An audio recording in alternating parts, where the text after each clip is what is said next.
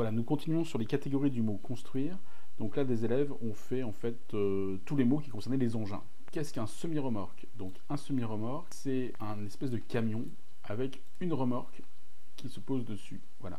Nous avons le camion toupie. Alors un camion toupie, c'est un camion qui sert à faire du béton. On charge au départ de son usine, par exemple, on va mettre dans le camion toupie du ciment, du sable, des graviers, de l'eau, et tout va se mélanger à l'intérieur. Regardez ce petit schéma, on voit ça va tourner et se mélanger à l'intérieur. Là on voit l'intérieur d'un camion toupie, ça va tourner et mélanger, comme ça quand le camion arrive sur le chantier, le ciment est prêt à être utilisé et il est frais. Ensuite nous avons le rouleau compresseur. Le rouleau compresseur qui sert à aplatir du gravat pour faire des routes ou des surfaces planes.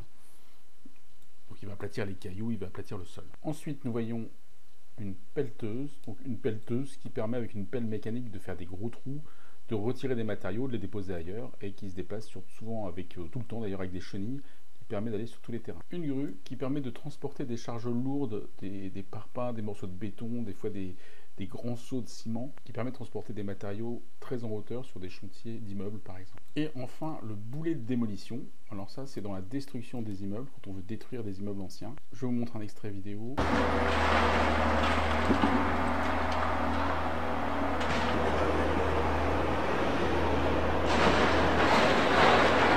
Alors nous poursuivons avec les métiers autour du mot construire, donc vous allez trouver plusieurs métiers différents. Qu'est-ce qu'un architecte?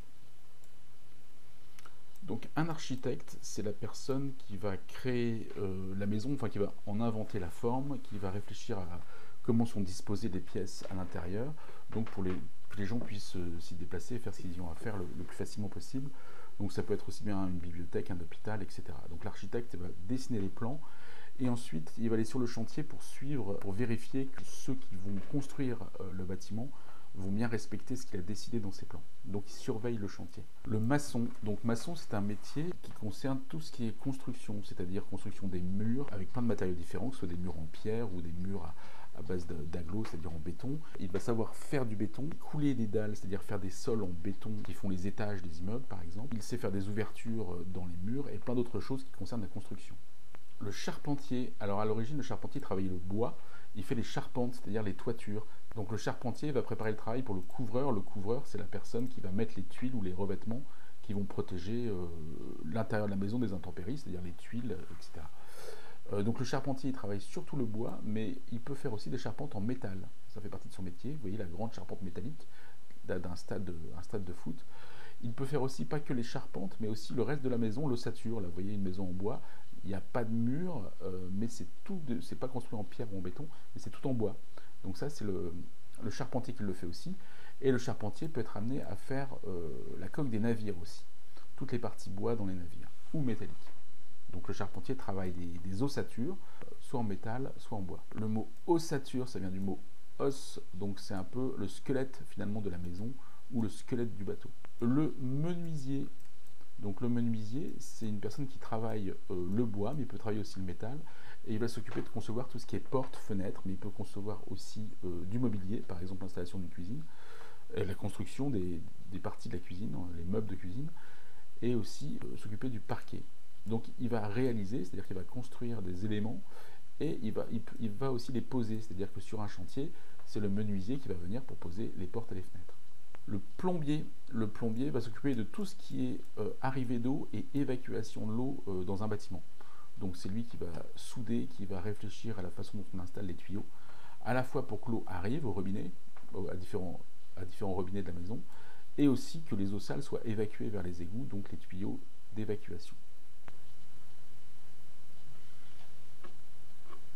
Alors, il nous reste comme métier grutier. Bon, c'est la personne qui conduit les grues, c'est un grutier. Alors, une élève a mis comme mot maître d'œuvre. Alors, c'est un petit peu compliqué, mais on peut expliquer quand même. Donc, le maître d'œuvre, pour comprendre, il faut d'abord savoir ce que c'est que le maître d'ouvrage.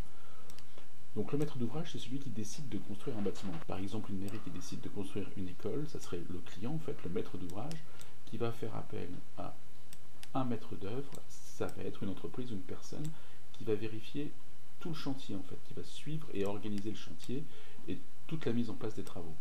Donc le maître d'œuvre, ça peut être un architecte, ou alors une autre personne. Le maître d'œuvre va organiser les travaux, donc il peut faire travailler des architectes, des artisans, c'est-à-dire des maçons, des plombiers, des charpentiers, un peu tous les métiers qu'on a vus. Voilà, donc le maître d'œuvre, c'est celui qui va organiser le travail pour que le bâtiment soit fait. Mais c'est pas celui qui construit, ça peut être celui qui invente le bâtiment si le maître d'œuvre est un architecte. Qu'est-ce qu'un ouvrier? Donc l'ouvrier, c'est un salarié, quelqu'un qui gagne un salaire et qui va travailler pour une entreprise, donc pour un chef d'entreprise. Et en général, c'est un salarié qui fait un travail manuel. Donc un ouvrier, ça pourrait être un plombier, ça pourrait être un maçon, etc. Sauf qu'un plombier ou un maçon peuvent être aussi un chef d'entreprise et employer eux-mêmes des ouvriers. Alors on rentre dans des notions un peu compliquées en CM2. Si vous voulez savoir ce que c'est qu'une entreprise, on m'avait déjà posé la question en classe.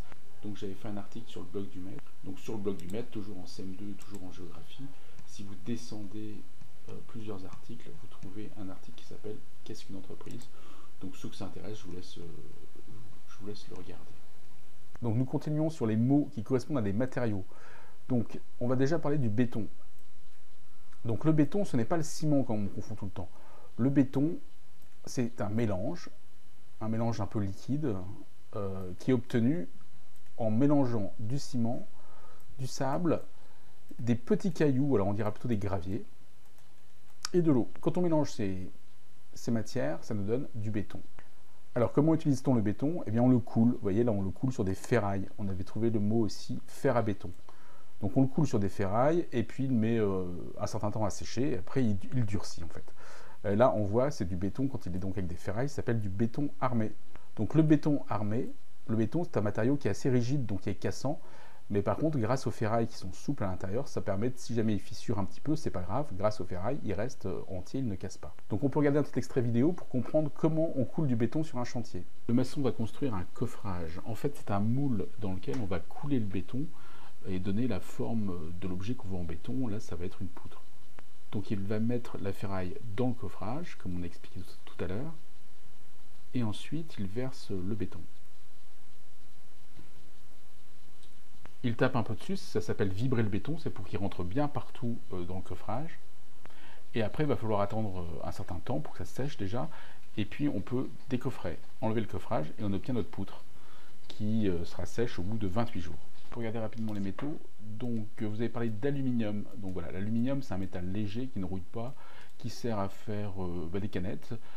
Du papier aluminium aussi pour l'alimentation. Mais aussi, il y a plein de barres en aluminium pour faire des objets légers en fait. Ou les coins, les angles de meubles de cuisine par exemple. Ça c'était pour l'aluminium. Ensuite, qu'est-ce qu'on a comme autre métal? Comme autre métal, on a le cuivre. Donc le cuivre est beaucoup utilisé pour faire des tuyaux, et notamment pour les plombiers dans les maisons, pour faire les arrivées d'eau, pas les évacuations, mais l'arrivée de l'eau dans les hauts robinets, c'est en cuivre. Les fils électriques aussi, c'est du cuivre à l'intérieur. Là on voit un plombier qui soude un tuyau, c'est-à-dire qu'il rajoute du métal, là c'est de l'étain, pour coller deux tuyaux en cuivre. Et puis une pièce de monnaie de 2 centimes qui est recouverte de cuivre. Ensuite, on a l'acier. Le fer, c'est un métal, et donc on peut le transformer en acier en rajoutant du carbone dedans. Donc voilà, l'acier, ça sert, là on voit nos fers à béton qu'on a vu tout à l'heure pour la construction, pour faire du câble aussi, donc une espèce de ficelle métallique. Et puis de faire de l'acier inoxydable, c'est dans les meubles quand vous avez du métal très brillant, souvent c'est de l'acier inoxydable. Vous connaissez d'autres métaux comme l'or, le plomb, l'argent. Il en existe énormément d'autres, et notamment même des mélanges de métaux. Par exemple, quand on mélange de l'étain et du cuivre, donc le cuivre c'était les tuyaux qu'on a vus tout à l'heure, et l'étain ça sert à souder les tuyaux en cuivre, ou avant on faisait des plats avec.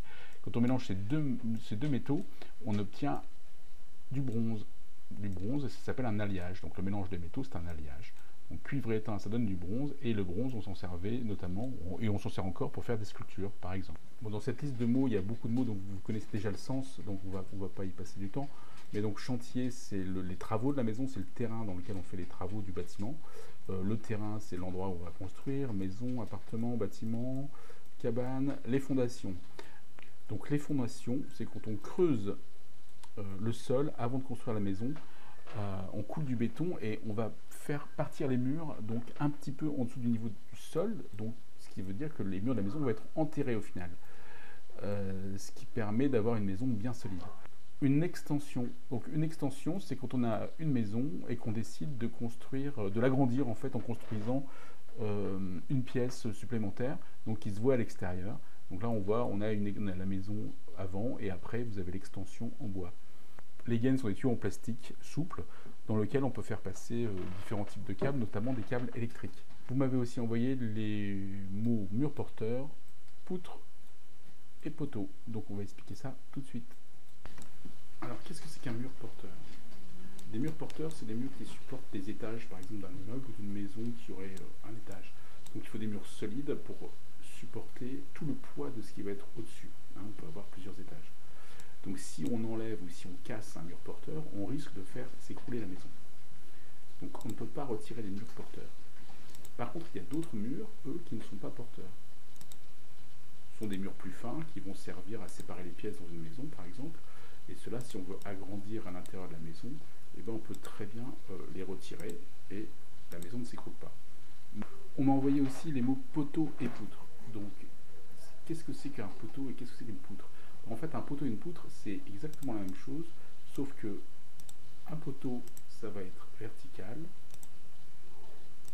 Voilà, ça va être mis dans ce sens-là, c'est vertical.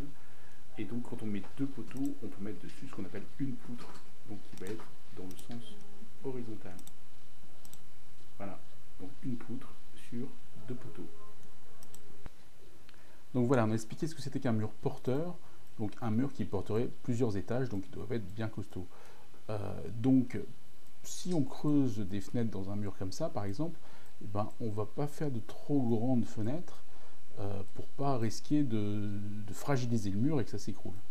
Donc les architectes ont trouvé des solutions, parce que là c'est vraiment des petites fenêtres, c'est pas très agréable. Ils ont trouvé d'autres solutions avec justement les poteaux et les poutres. Donc si on prend une même dalle de béton et qu'on crée un système avec des poteaux et des poutres, on va se retrouver donc avec des poutres, donc horizontales, poutres, et les poteaux verticaux qui tiennent les poutres. Et ça va faire un ensemble très solide qui fait qu'on va pouvoir mettre plusieurs étages comme ça par-dessus, c'est très résistant. Donc les poteaux et les poutres vont remplacer les murs porteurs, ce qui nous permet de dégager tous les murs du bâtiment et de pouvoir mettre par exemple de grandes verrières, comme ça se fait dans les buildings. Les buildings, les grands immeubles, les gratte-ciels sont souvent conçus de cette façon, ou des maisons aussi. Voilà. Ce qui est pratique aussi, c'est qu'on n'a pas de mur porteur à l'intérieur, comme ça peut arriver, grâce aux poteaux, aux poutres, et donc on peut mettre des petites cloisons, c'est-à-dire des murs légers, pour séparer les pièces, et puis on pourrait imaginer qu'on puisse changer le plan de la maison en déplaçant les murs entre les poteaux pour créer de nouvelles pièces.